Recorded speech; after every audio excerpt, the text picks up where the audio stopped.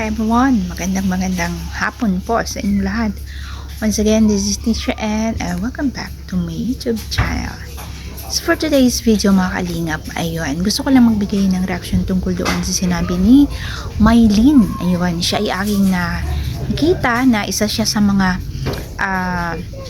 I think sponsor siya ni Nelson TV Official. So ngayon, if you are a sponsor, so syempre expected natin na maayos ang mga salitang sinasabi kasi sponsor ka mataas ang value mo dapat. Mataas ang value kasi sponsor ka, kumbaga nakakalamang ka sa mga tao, kumbaga maganda ang estado ng buhay mo. So ang ine-expect natin ng mga salita na manggagaling sa bibig ay magaganda din, di ba? So nakakapagtaka na meron siyang mga ganong klase ng mga salita na bakit ganun, di ba? So, nagtataka ako, nung pumunta kasi ako doon sa live ni Nelson TV, kasi nga, it just happened na dito ay madaling araw. So, para bang, alam mo, naninibago pa yung aking body clock. So, madaling araw dito, dyan sa atin ay tanghali na. So, ako'y nagising kasi nanood ako sa live ni Kuya Val. And then, nag-loading si Kuya Val. So, ako'y napunta sa kay Nelson TV Official na live. So, sabi ko, ba, narinig ko yung salitang karaba. Wala daw kwenta ang karaba. Sabi ko, hala, sino nagsabi nun?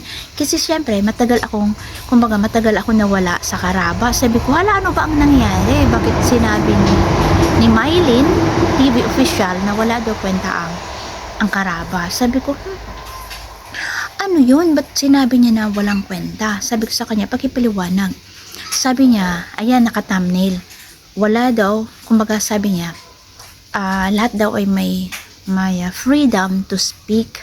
Oo naman, alam ko, lahat naman tayo may kalayaan sa mga sasabihin natin. Pero, may limitasyon po ang mga salitang gagamitin natin.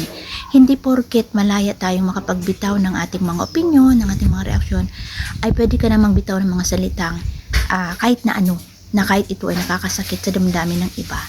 Diba? Kasi, alam ko sponsor ka katinignan ko ang iyong channel kasi hindi naman talaga kita kilala No, tinignan ko ang channel mo, may mga upload ka ng mga videos na nanggagaling kay Nelson TV. Itatanong ko kung pwede ba yun mag-upload ka? Hindi ko kasi sure kung pwede ba kayo ng mga sponsors na kasi kapag sinabing sponsors, talagang kumbaga bukal sa loob nila yung tumulong. Pero kung charity vlogger ka din, ang alam ko kasi hindi na yan welcome Ang alam ko kasi yun ang parang iniiwasan nga ni Ate Edna, yung mga ganyang wakwakan. Kasi ang maganda sa mga sponsor, yun talagang bukal sa puso niya yung pagtulong na wala silang mga channel. 'Di ba? So, nakita ko kasi yung channel mo, may upload kang video from Nelson TV Official. So, ngayon dito kay Bro Nelson naman, sinang-ayunan mo pa rin siya sa sinabi niya na binabasa mo lang yung comment nila. Oo, tama naman, binabasa mo naman talaga yung comment nila. Pero yung sasang-ayunan mo sila doon sa mga salitang sinasabi nila na lahat naman ay may freedom to speak something, 'di ba, against sa mga tao. Pero hindi yun tama, 'di ba? Kasi lahat tayo ay may karapatang magsalita. Ulitin ko, dapat alam niyo yung inyong mga limitations, kung hanggang saan ang mga salitang gagamitin ninyo. Kung ito ba ay makakasakit ng damdamin ng iba, makaka-humiliate, makakasira, hindi nyo dapat sabihin ang mga salitang yun. Kahit na tayo ay may freedom to speak. Diba? So, iyan, ini-educate kita, at Mylene TV Official. Kung hindi mo alam, kasi sinabi mo lahat tayo ay may freedom to speak. Yes, lahat tayo ay may karapatang magsalita ng ating mga reaksyon, ng ating opinion. Pero tatandaan natin na meron tayong mga limitations sa ating mga sasabihin. Hindi dapat na ganun na porket gusto nating magsasalita na lang din tayo kahit alam naman natin na makakasakit ng damdamin ng iba. Tandaan mo yan at Mylene, and parang mataas ang tingin ko sa'yo kasi nga nakita ko na para bang sponsor ka, tumutulong ka sa inyong meron kayong team. Pero yung ganun na klase ng salita, para bang nakaka-disappoint, 'di ba? Kasi ako sa totoo lang, mga sponsors, saludo ako sa inyo. Kasi mataas ang tingin ko sa inyo. Pero yung salitang ganun na lalabas sa bibig, para bang nakaka-disappoint. Anong klaseng mga to? 'Di ba? So, yun lang ang aking masasabi. Isipin natin na bago tayo magsalita, huwag niyong palaging isipin na, yes, we have the freedom to speak. No! Hindi po yun. Iisipin po natin ang ating mga limitations na bawat salitang lalabas sa ating mga bibig ay iisipin natin. Okay? So, ikaw din bro Nelson. Ikaw din ha. I-educate din kita. Nasabi mo lahat naman ay may kalayaang magsalita. Yes, tama yun. Pero may limitasyon po tayong lahat. Tandaan po ninyo yan ha. So yan lang po mga kalingap. Kasi medyo para bang, hala, anong ginawa ng karaba? Walang ginawa ang karaba sa inyo para sabihin nyo ng ganyan ha. Hindi ba kayo nasatisfy doon sa interview kay Kisnel? Ang tagal na noon. Bakit ngayon nasasambit pa ninyo? Hindi ba kayo makamag-move on? Mag-move on na kayo guys. Wala na, si Kisnel nga. Hindi na eh. Wala na nga kumbaga, hindi na nagsasalita si Kisnel, tahimik na siya. Bakit nyo inuungkat? Di pa ba kayo makapag-move on? Move on na kayo. Kami sa Karaba ay nag-i-interview lang. Hindi kami husgado, hindi kami mga abogado. Kami ay nagtatanong lang bakit nangyari, ano ang dapat na nagawin, ano ang solusyon, advice, yun. Diba? At saka hindi constructive criticism ang inyong ginagamit.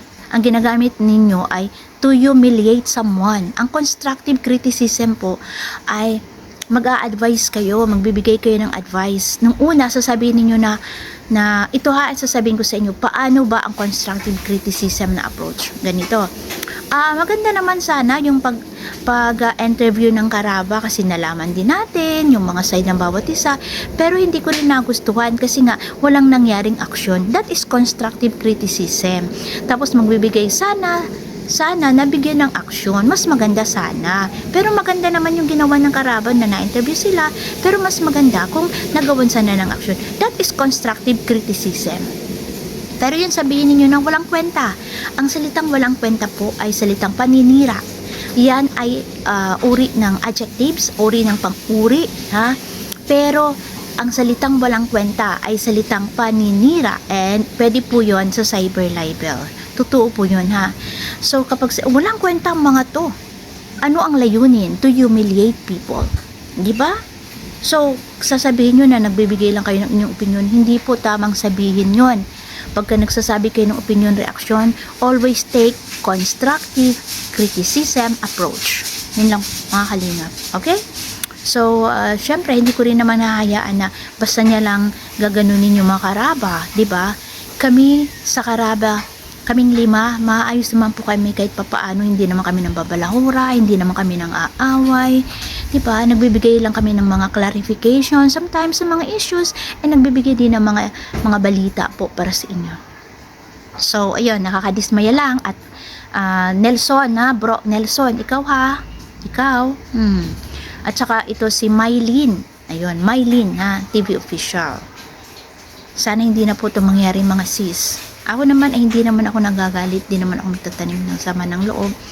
Kung ako nakapagbigay ng reaction, this is just to make things clear, para maging malinaw sa atin na tayo ay may kalayaang magsalita, pero may limitasyon po ang bawat salitang bibitawan natin. Yun lang. Bye-bye and God bless everyone.